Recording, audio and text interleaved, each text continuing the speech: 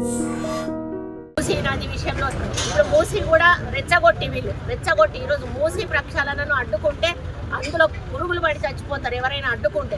ఎందుకంటే మూసీ ప్రక్షాళన అనేది జరిగితే అది హైదరాబాద్కు ఎంతో వన్నె తెస్తుంది, హైదరాబాద్ ప్రజలకు వన్నె తెస్తుంది, రేపు పర్యాటకులను ఆకర్షిస్తుంది, పెట్టుబడులను ఆకర్షిస్తుంది.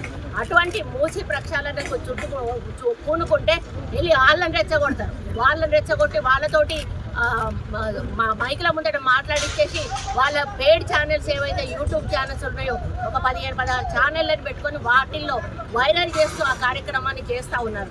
ఈరోజు ట్రైబల్లను కానీ ఎస్సీలను కానీ ఎస్టీలను కానీ గుండెల్లో పెట్టుకొని చూసుకునే పార్టీ ఏదైనా ఉన్నదంటే అది కాంగ్రెస్ పార్టీ. ఈరోజు కాదు, ఇందిరాగాంధీ హయం నుంచి ఈ రోజు వరకు కూడా ఇందిరమ్మను మర్చిపోలేనటువంటి వర్గాలు ఏమన్నా ఉన్నాయి అంటే ఆ రోజు ఇందిరమ్మ ఎస్సీ ఎస్టీ ట్రైబల్స్ వీళ్ళు మాత్రమే. ఎందుకంటే ఆ రోజు భూదానం చేసింది ఆమె, ల్యాండ్ సీలింగ్ తెచ్చి వీళ్ళకి భూములను పంచింది, ఇల్లు ఇచ్చింది, వాళ్ళకి ఎన్నో రకాల సౌకర్యాలను కల్పించింది, 20 సూత్రాల ఆర్థిక పథకాన్ని తెచ్చింది, బ్యాంకులను జాతీయం చేసింది, రాజభరణాలను రద్దు చేసి ఆ రోజు అప్పటి నుంచి ఇప్పటి వరకు కూడా వాళ్ళని గుండెల్లో పెట్టుకొని మరి మీరేం చేశారు?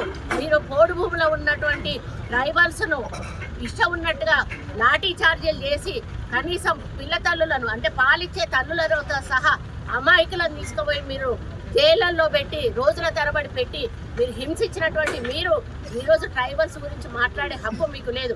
ఎందుకంటే ఆ హక్కు కేవలం కాంగ్రెస్ పార్టీకి మాత్రమే ఉన్నది. ఎందుకంటే మొదటి నుంచి కూడా కడుపులో పెట్టుకొని కాపాడుకునేది మేము కాంగ్రెస్ పార్టీనే. నేను ఒక్కటే విజ్ఞప్తి చేస్తా ఉన్నా, వికారాబాద్ కలెక్టర్ విషయంలో జరిగిన దాడిలో అక్కడ ఉన్న ప్రజలను తప్పుపట్టే అవకాశం ఎక్కడా కూడా లేదు. కావాలని కేటీఆర్ ఒక వెనుక ఉండి తను అదృశ్యహస్తంగా మారి రెచ్చగొట్టి ఈ కార్యక్రమాన్ని చేయించాడు అనేది జగమెరిగిన సత్యం. అందులో మీరు పావులైపోయారు. దయచేసి ఇక ముందు బీఆర్ఎస్ వాళ్ళు ఇటువంటి ప్లాన్లు చాలా చేస్తారు. ఎందుకంటే ప్రభుత్వాన్ని ఎదుర్కోవడానికి వాళ్ళకి ఎక్కడా కూడా ఏమీ దొరకనప్పుడు ఏం చేస్తున్నారు, వాళ్ళు క్రియేట్ చేసి దాన్ని సీన్ చేస్తూ ఉన్నారు. ఈ విధంగా క్రియేట్ చేసి అమాయకులను బలి చేస్తూ ఉన్నారు. అదే విధంగా ఈరోజు మరి సురేష్ను మీరు ఎందుకు అప్పచెప్పట్లేదు? ఆ రోజు సురేష్ బాజాప్తా కలెక్టర్ గారిని తీసుకెళ్లిన వ్యక్తి, ఆయన ఎందుకు తీసుకెళ్లాడో ఆయన చెప్పాల్సిన అవసరం ఉన్నది. 48 సార్లు ఒక వ్యక్తితో మాట్లాడి ఏం సంభాషణ జరిగిందో చెప్పాల్సిన అవసరం ఉన్నది. ఈరోజు విదేశాలలో దాచుకున్నటువంటి ఫోన్ ట్యాపింగ్ సంబంధించిన అధికారులు వాళ్ళని కూడా రప్పించాల్సిన బాధ్యత మీ మీద ఉన్నది.